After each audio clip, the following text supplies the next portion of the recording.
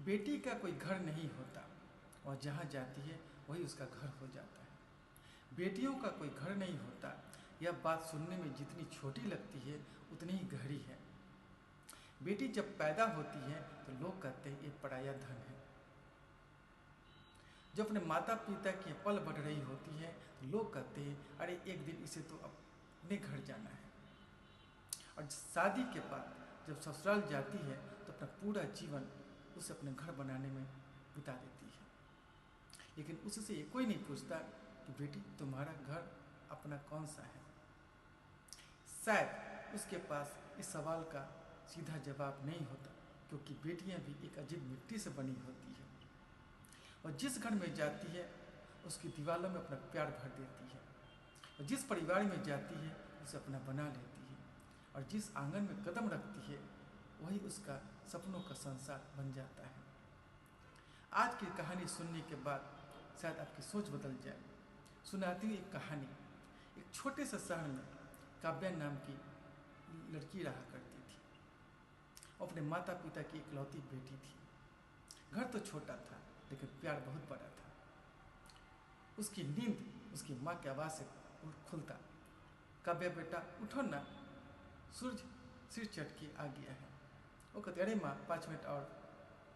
अखबार पढ़ते हुए पिता कहते अरे इसके तो 5 मिनट आधे घंटे होते हैं। काव्य की आवाज घर के कोने कोने में गूंजता था। कभी अपनी माता से लड़ती, कभी पिता से जिद करती, अपने भाई का सामान छुपा देती थी। हर छोटी छोटी खुशियाँ काव्य के नाम थी।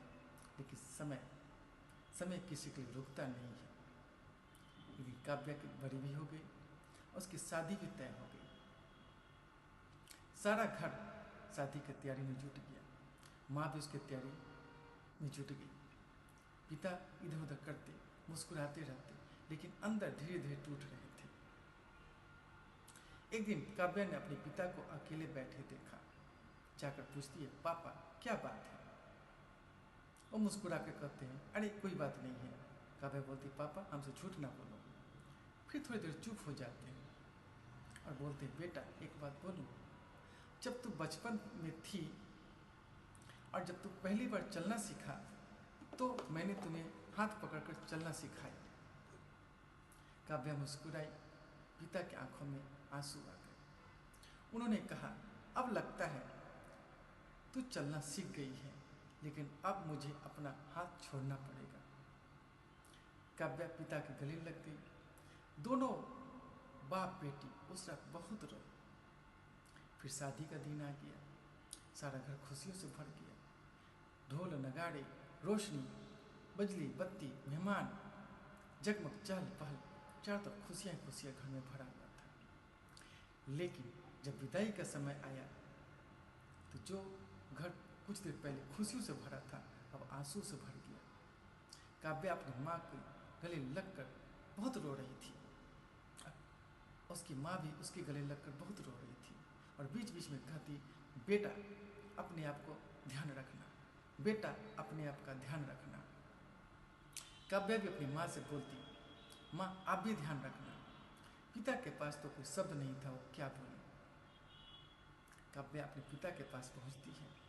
पिता कुछ देर चुप रहे और बोले बेटा ये घर आज भी तेरा है और हमेशा तेरा रहेगा। काव्या ने पूछा पापा अगर मेरा घर यही है तो मैं कहाँ जा रही हूँ।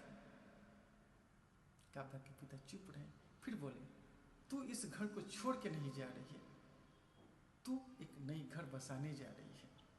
यह शब्द काव्या के दिल दिमाग में छा गए। काव्या अपने ससुराल पहुंची। नई जगह, नए लोग, नए रिश्ते, नई जिम्मेदारियाँ। कुछ दिन काव्या के दिन बड़ी मुश्किल से बीते। उसकी माँ याद आती, पिता याद आते, वो कमरा याद आता जहाँ बैठा करती थी, वो खिड़की याद आती जहाँ बैठकर बाहर देखा करती थी। एक दिन काव्या बहुत उदास थी। उसकी सास पूछती है बेटा क्या बात है। काव्या आंखों में आंसू भरकर बोलती है माँ मेरा अपना घर याद आ रहा है।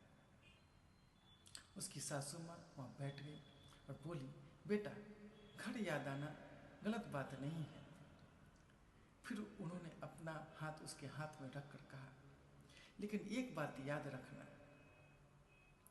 घर सिर्फ ईंट और दीवालों से नहीं बनते।